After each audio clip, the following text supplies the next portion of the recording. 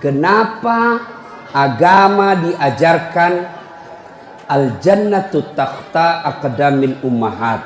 Surga itu berada di bawah telapak kaki ibu.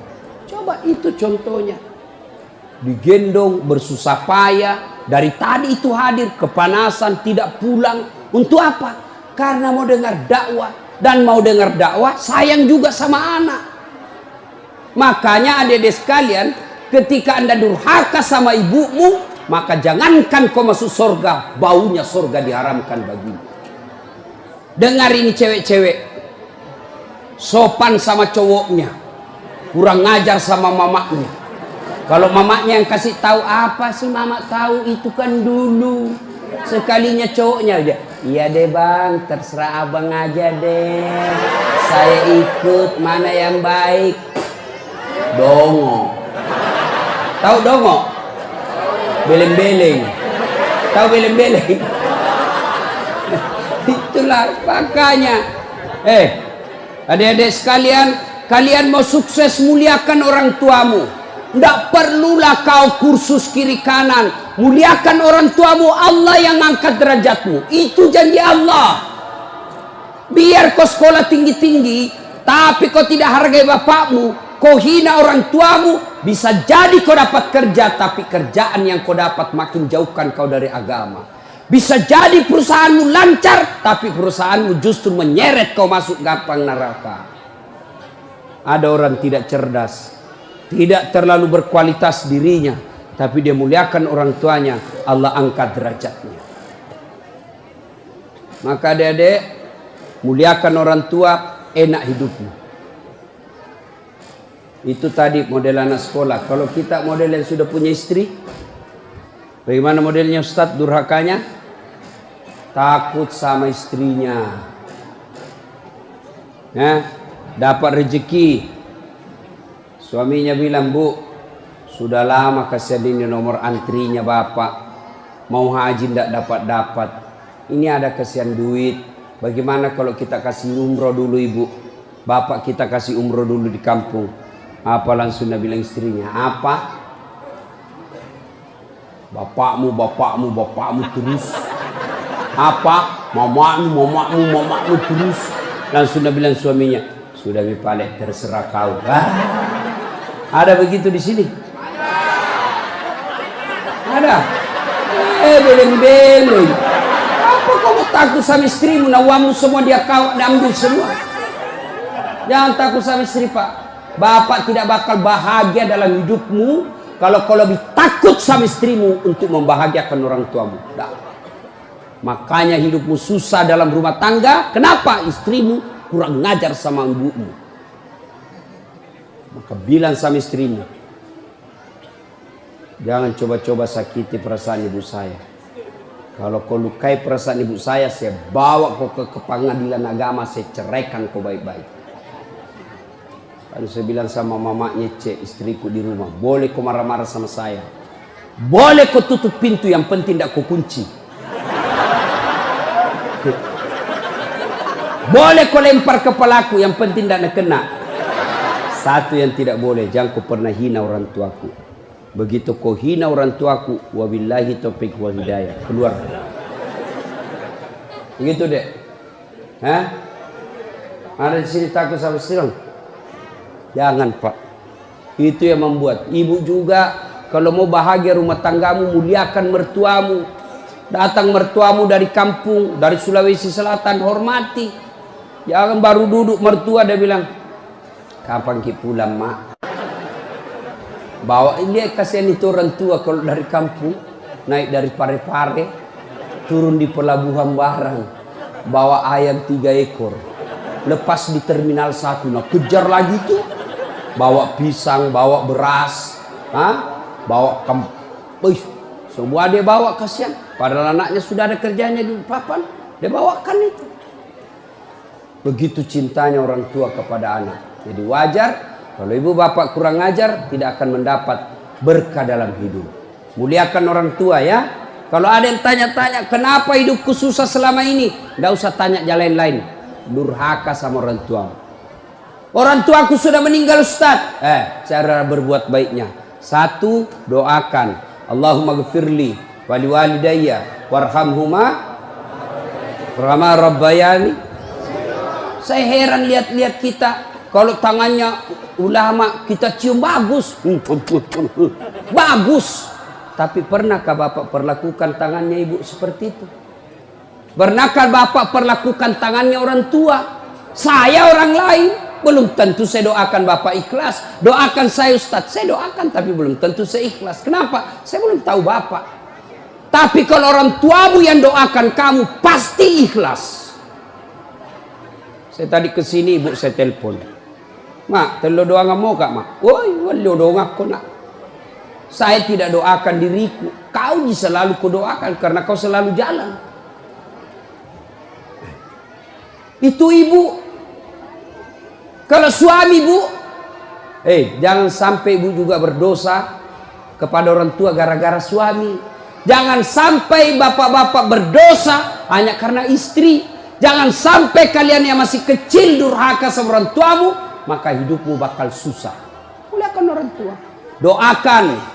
Allahumma ghfirli wali walidayya warhamhuma kama rabbayani shaghira. Sudah itu doa lagi, ya Allah ampuni dosanya orang tuaku kalau sudah meninggal. Terima amalnya, lipat gandakan kebaikannya, lapangkan alam kuburnya. Sudah itu saja. Ada rezeki, sedekah. Ada rezeki, sedekahkan. Saya mau terang kuburnya orang tuaku. Perbaiki sound sistemnya masjid. Terang itu kuburnya. Saya mau terang kuburnya orang tuaku. Kirim pembeli lampu. Kasih tahu panitia masjid. Mulai bulan depan saya yang bayar itu masjid lampunya. Jangan ambil uang celengan. Terang itu kuburnya orang tua. Dan demi Allah tidak ada orang bangkrut gara-gara rajin sedekah. Ada yang bangkrut gara-gara sedekah? Mana buktinya? Makin sedekah makin kaya. Rahmat Mas'ud. Coba lihat. Orang datang itu, bos, membayar ke bos. Bos, baju sekolah bos. Bos, istriku melahirkan. Bos, terbakar anuku. Bantu. Tapi mana ada yang bangkrut kalau rajin sedekah? Tidak ada Pak. Kenapa Bapak Ibu miskin? Kalau selalu minta-minta. Berhenti minta-minta, Allah kasih kau kaya. Sedekah. Saya tidak bisa sedekah dengan duit. Sedekah kau dengan tenagamu. Saya tidak bisa sedekah banyak-banyak. Sedekah dengan apa? Lihat itu masjid. Oh, sudah kotor anunya. Apa namanya itu? Kudungnya. Putih bukan, coklat bukan, hitam bukan. Dekat diam nih. Sudah bawa masjid satu kudung. Itu sedekah. Oh, masjid antara masjid dengan toilet jauh. Sedekah dengan sandal swallow. Nah curi orang, tidak ada urusan. Itu sedekah. Kita lihat karpet, sudah jelek, sedekah dengan karpet. Insyaallah banyak pahala. Hari Jumat kita kirim air botol gelas ke sana, air gelas ke sana. Orang minum itu sedekah. Saya cuma bisa nasi bungkus 10 saya sumbang hari Jumat, itu sedekah. Allah tidak lihat banyaknya, yang penting ikhlas banyak daripada sedikit tidak ikhlas. Sedekah. Serius. Sudah sedikit tidak ikhlas lagi. Mending banyak ikhlas. Iya toh? Panasnya di. Tidak bisa konsentrasi sejenak. Lewat-lewat ketawa itu kak bos. Nah, ibu bapak, salah satu sunnah yang dianjurkan Nabi sholat jamaah. Nabi kumpul-kumpul sama sahabat. Ya, tidak apa-apa, tidak apa-apa. Tidak usah kasih, tidak apa-apa Pak. Sedikit lagi, 5 menit lagi. Menunggu orang masjid takwa. Ya, Nabi, saudara-saudara sekalian, kalian yang tetangga dengan masjid wajib datang berjamaah. Bertanya sahabat, mana tetangga masjid ya Rasul? Kanan masjid 40 rumah, depan masjid 40 rumah, belakang masjid 40 rumah, belakang masjid 40 rumah. Itu tetangga masjid. Bubar. Tiba-tiba datang tunanetra. Tahu tunanetra? Tidak melihat. Ya Rasulullah, bagaimana saya? Oh, kau lain karena kau tidak melihat. Pulang ini. Boleh kau sholat di rumahmu karena kau tidak melihat. Pulang. Belum jauh dipanggil kembali Nabi. Ya fulan, ta'al. Sini kau dulu. Kenapa? Kau dengar azan di masjid. Saya dengar ya Rasul. Kalau begitu kau wajib datang berjamaah di masjid. Zaman Nabi, tunanetra wajib berjamaah karena dia dengar azan di masjid. Kalau ini hadis diterapkan Pak, penuh ini masjid jamaah. Kenapa? Kalau azan di menara sampai di ujung-ujung rumah dia dengar. Dan alhamdulillah masjid selalu ramai jamaahnya Pak. Terutama kalau subuh penuh sampai di luar. Tidak ada di dalam. Yang di dalam orang tua sudah pensiun. Kentara itu kalau subuh orang tua Pak, bau minyak gosok baru kita masuk pintu. Minyak angin, minyak gosok, cap tawon, tidak ada Bulgari. Orang tua semua di dalam masjid. Kenapa orang malas ke masjid? Satu, karena dia tidak lihat pahalanya. Coba kalau Pak Rahmat Mas'ud umumkan, siapa yang datang sholat berjamaah subuh dapat beras 50 kilo, pembeli pulsa 200.000. Jam 5 sholat subuh, jam 10 malam sudah pesan masjid sampai di luar. Kenapa? Karena dia lihat pahalanya. Yang kedua, kenapa orang malas ke masjid? Karena dia tidak tahu pahalanya. Dengar bapak-bapak ini, terutama kita yang sudah muka-muka sakaratil maut ini, yang sudah tua ya, rajin-rajin ke masjid Pak. Berdoa mudah-mudahan bapak lagi sujud ajal menjemput. Apa keutamaan berjamaah di masjid? Satu, kalau hujan, basah baju, atau kena debu melengket di badan, ke masjid, bajunya yang basah itu melindungi dia nanti di pada masa. Tahu mantel Pak? Hujan, kalau hujan pakai payung. Apa tujuan itu payung? Supaya bapak tidak kena air. Supaya ibu tidak kena air kalau pakai baju mantel. Begitulah fungsinya baju yang basah. Ketika bapak ke masjid dan gerimis, basah baju itu. Baju itu bapak yang melindungi bapak agar tidak disentuh api neraka. Sudah. Coba jangan juga salah paham. Teman-teman sudah dengar begini, hujan keras dia buka payungnya. Pergi di jalan, belen-belen namanya itu. Ya. Apalagi keutamaan berjamaah di masjid? Kata Nabi, kalau kau wudhu dulu, lalu kau datang ke masjid, langkah-langkah kakimu adalah jihad fisabilillah. Melangkah kaki kanan, 1 pahala dicatat. Melangkah kaki kiri, gugur dosa kecil. Jadi kalau 300 rumah masjid, dari rumah tak dari masjid, 300 meter kali 2, 600 meter. Berapa langkah kaki itu bapak dapat? Apalagi kalau bapak jalan begini. Berapa langkah kaki itu? Iya toh. Apalagi kalau bapak keliling-keliling dulu ke kampung baru. Pas sampai di sini selesai orang sholat dong. Apalagi keutamaan berjamaah di masjid. Seluruh materi yang kita lewati, pagar, tembok, dinding, aspal, tumbuhan, semua jadi saksi. Dia akan berkata, ya Allah, jangan kau masukkan dia neraka, masukkan dia surga. Saya saksinya. Tanggal 26 November dia datang berjamaah masjid. Saya yang lihat. Itulah sebabnya kalau kita sholat jamaah, kalau kita datang ke masjid, setiap kita sholat sunnah di masjid, 2 rakaat pindah lagi. 2 rakaat pindah lagi. Supaya apa? Tambah banyak saksinya di akhirat kelak. Itulah sebabnya Nabi menganjurkan, kalau kau ke masjid, lain jalan waktu pergi, lain pula jalan waktu pulang. Ini amalkan Pak, amalkan, itu sunnah. Bapak datang masjid dari pintu sana, pulang dari pintu sana. Itu makin banyak saksi di akhirat. Yang keempat, lipat 27 kali. Artinya, sekali bapak sholat di masjid, 27 kali sholat di rumah baru sama pahalanya.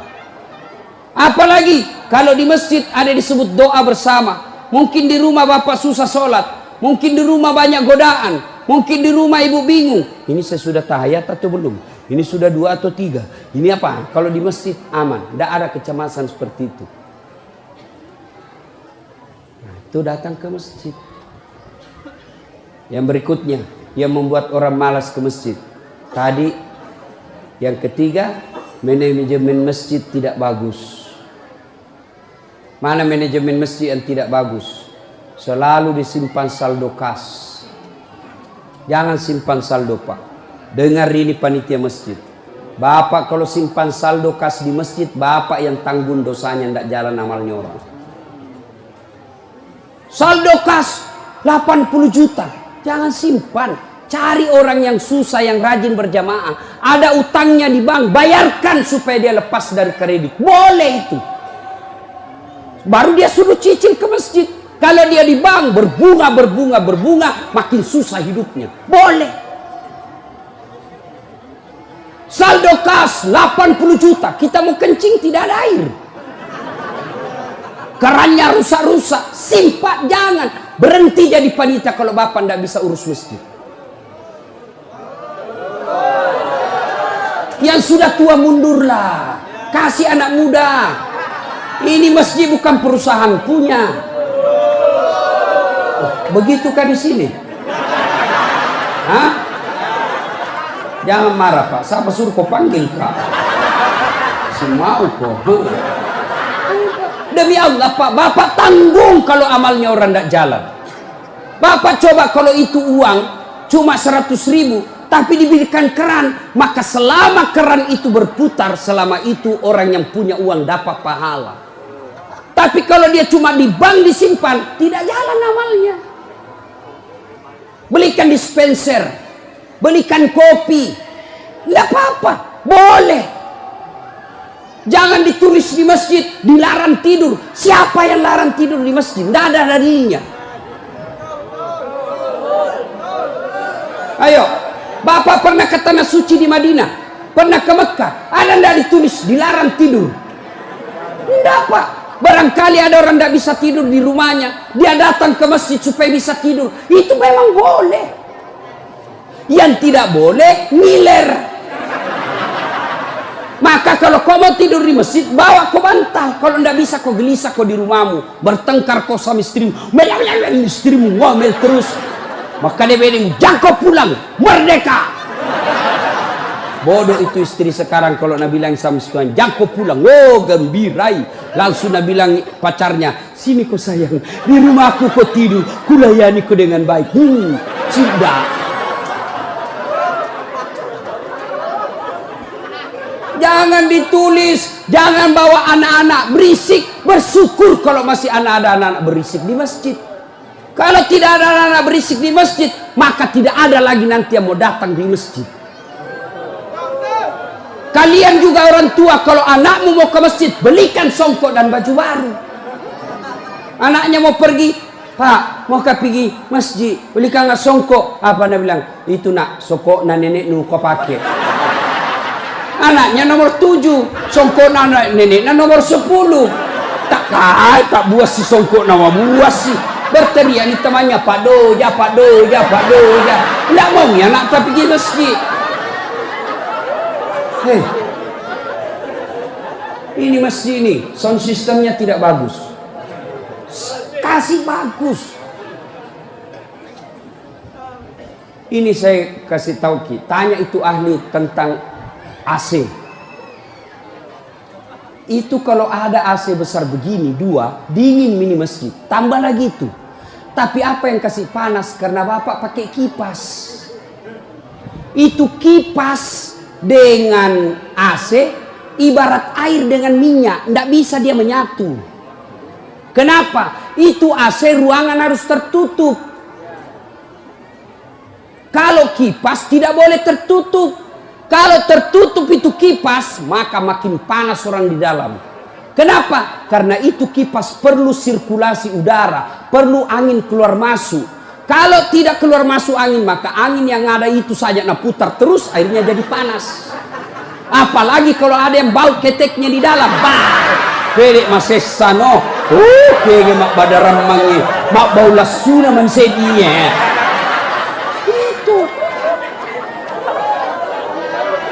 Itu mi pentingnya anak muda jadi pengurus masjid. Karena kalian kalau sudah tua tidak ada lu tahu. Kau juga anak muda, muliakan orang tua. Tempatkan di mana itu orang tua, tempatkan sebagai penasehat masjid. Jangan masjid dikira dia punya. Ini lembaga, umat yang punya. Kasih karpet yang bagus. Ada saldo kas, jangan simpan Pak, Bapak berdosa.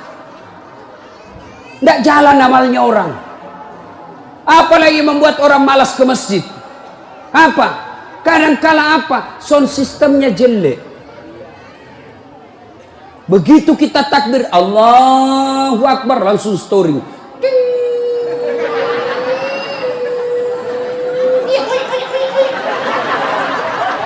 Mau ki perbaiki, sudah maki takbir, terpaksa si tangan ki.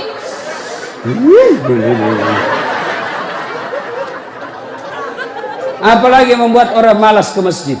Apa? Kadang-kala muadzin. Jengkel orang dengar muadzin. Orang tua, sudah tua, tidak mau tom mengalah, mundur na wasangiko.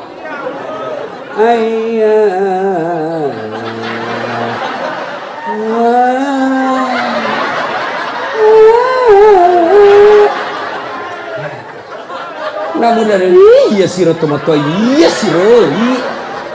Coba. Iya. Apalah yang membuat orang malas ke masjid? Kadang-kala penceramah. Kita di rumah sudah bertengkar istri, di kantor mumet pikiran. Kita datanglah ke masjid dengar ceramah, mudah-mudahan kita dapat pencerahan. Ini bukan pencerahan, nak kasih takut kita terus dibakar pantatmu, ditusuk. Udah bilang tak boleh.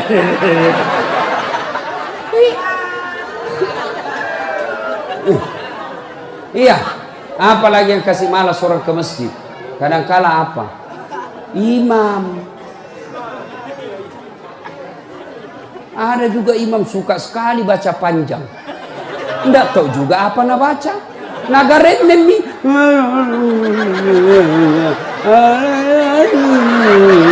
Dalin.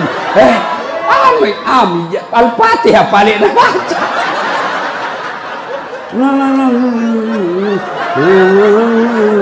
Dalin. Malam petoni tidak jelas.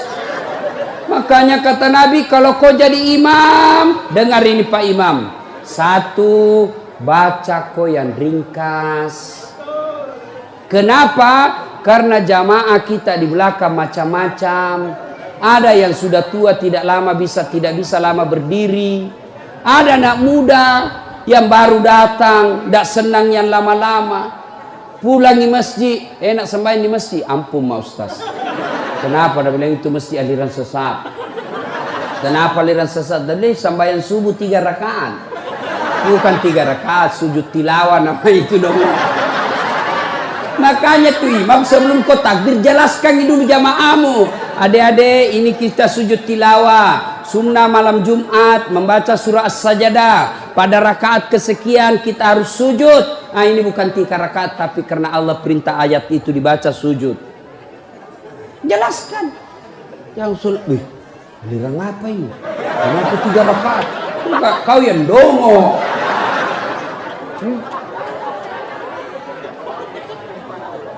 Tidak bisa orang lama-lama di belakang Pak. Mungkin ada orang mati yang ya karena dia tobat usia senja, tidak bisa lama kasih berdiri. Batena musessa, nak kena naik lagi kepalanya, belum bisa selesai. Nah ular, malam tu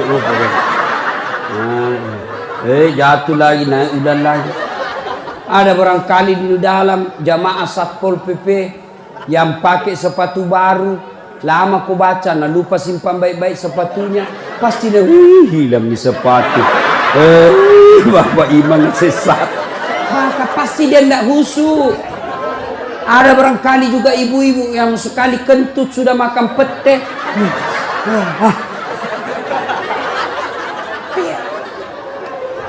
Ya, yang kedua kata Nabi, kalau kau jadi imam, baca yang umumnya orang hafal. Tujuannya apa Ustaz? Satu, supaya jamaah ikut kalau dia hafal. Coba kalau kita imam baca Al-Fatihah, kita ikut juga toh. Kenapa? Karena kita hafal.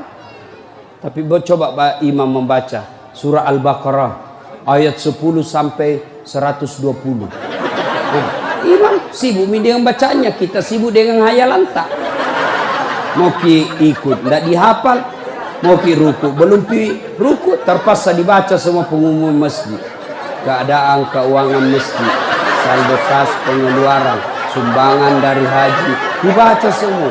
Belum selesai ini sudah dibaca satu palampang ini, satu ini dibaca lagi Persatuan Guru Republik Indonesia. Belum selesai imam dibaca lagi bajunya tim sukses Rahmat Masud, calon wali kota Balikpapan. Semua Pak dibaca. Siapa salah? Imam. Ada ini cerita gini, wallahu alam benar atau tidak. Ada penghafal Quran, dites bacaannya. Nah, kau imam, kamu dengar bacaan imam lah dia. Oh, dia baca betul yang susah. Hanya dia yang tahu. Tiba-tiba jatuh cicak di kepalanya. Tas silang itu, stres. Orang stres hilang bacaannya. Apa sambungannya ini ayat? Mau ruku, tidak tahu apa sambungannya? Tidak ada tuh bisa bantu. Terpaksa Nabi bilang imam, tolong bantu di belakang. Nabi bilang di belakang, saya juga tidak tahu. Tiba-tiba berteriak anak muda. Dia bilang, kalau begitu ya sudah, ya Allahu Akbar. Siapa salah? Siapa salah? Siapa salah? Ini waktuku kuliah ini, kisah nyata. Waktu saya KKN. Belum Pak jadi ustaz waktu itu. Ada temanku, baru kenal ceritanya ini. Pikir sholat di posko. Dia pakai gamis, baju baju ustaz sih, bilang alumni pesantren ini. Imam, dia lah imam. Al-Fatihah lancar. Begitu dia baca Al-Kafirun, aku bilang macam apa? Macam apa ini? Wala antum abiduna ma a'bud, wala ana abidum ma abattum, wala antum abiduna ma a'bud, wala ana abidum ma, wala antum abid, wala ana. Jengkel temanku yang anak fakultas sastra, langsung teriak. Nabi bilang, kenapa itu tak putar-putar tidak mau sampai? Nabi bilang, ini imam, ilmi juga kupikir. Kacau sholat. Siapa salah? Siapa salah? Imam. Ini waktuku SD di kampung, sembahyang asar. Sujud Pak Imam lama sekali. Apa ini imam lama sekali sujud? Tiba-tiba ada temanku nangkak kepalanya, sembahyang asar tuh. Dan tidak ada imam. Ternyata imam keluar dari pintu samping. Kacau sholat bubar, tidak ada imam. Selesai sholat ditanya, Pak Imam, kenapa ku tinggalkan saf? Nabi bilang, kentut kanan. Pak Imam, lain kali kalau Bapak Imam kentut, kasih bangun ki dulu supaya dilihat kau pergi. Nabi bilang, ku sengaja nak, karena malu kak aku lihat.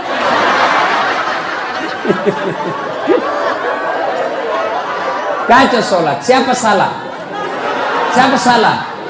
Imam. Makanya agama mengajarkan dalam fikih sholat jamaah, hati-hati milih imam. Makmum siapa saja boleh jadi makmum.